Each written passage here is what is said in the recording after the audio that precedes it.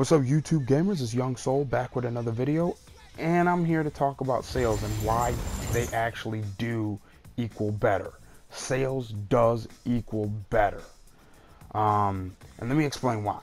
Now, to the people who have already bought the consoles that they plan on buying, or know which ones they're going to buy first or second or third or whatever the case may be, then it is what it is for you.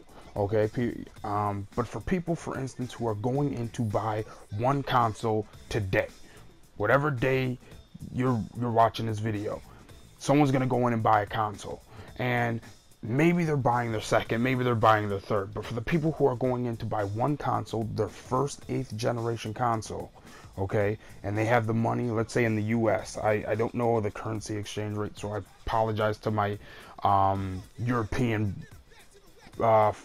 watchers, viewers, and whatnot, and my Canadian viewers. I apologize, I don't know the currency exchange. So in the US, every console can be bought for $400.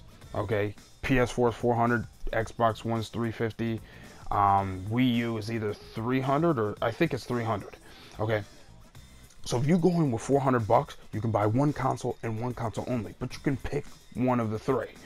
The fact is, and when I say go into the store, I mean online or in person. The fact is, whichever console you walk out with, you felt was the best. No questions. No question. Think about this. Think about this. You go into the store, you go into the GameStop, you go into the Best Buy, you go in wherever, or you're online on Amazon or, Walmart.com or wherever. You're not going to sit there and think to yourself, I can promise you that you're not going to sit there and think to yourself, which one of these consoles is the worst? I'm going to pick that. Let's buy that.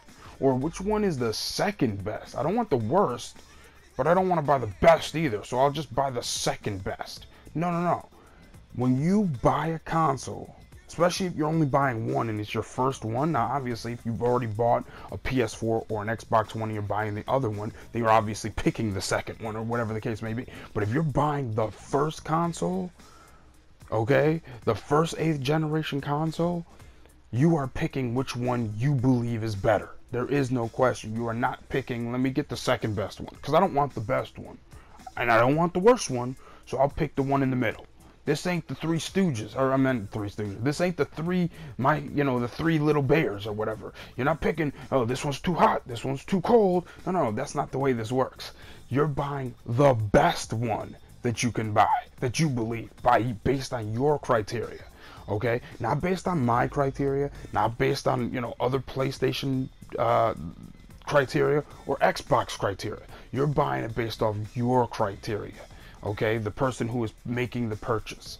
Okay, so what I find so interesting is when and it's mostly on Xbox side, but I'm not gonna say it's exclusively on Xbox side.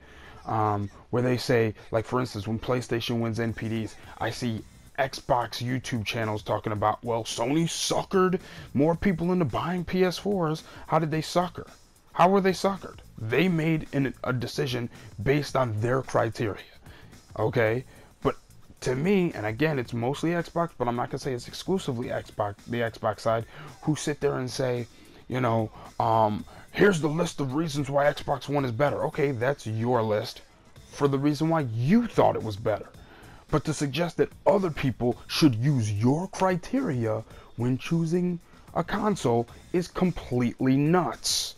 And that's why I tend to, when I do watch some of these Xbox YouTube fanboys, and we all know, the major players, that's why I watch them, because I laugh at the idea that they honestly think their criteria should override other people's criteria when other people go to the store. Okay, your criteria was great for you, and hey, maybe there's a lot of people who agree with you, but that does not mean that your criteria is the end-all be-all for everyone going into the store looking to buy a console.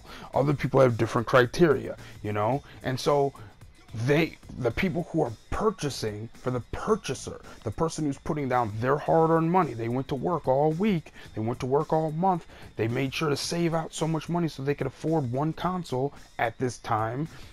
Most people don't go into the store buy 2 consoles at a time, so they're buying especially if it's the first console, specifically if it's their first console, they're going in with their hard-earned money, choosing the console they think is best. So to them, that sale immediately and unmistakably, that sale equals the better console to them. Okay, so yes, as a broad scope, sales don't necessarily equal better, but on an individual basis, sales does equal better. And every one of us who have bought an 8th gen console has made the decision as to which console they thought was better based on the money they put down in which to buy it. And that's a fact. That is not questionable. The first console you bought of the 8th gen was the one you thought was the best, and that's the one you spent your money on. Now, you might go back and buy your second favorite, but that's what it is. Let me know what you think in the comment section.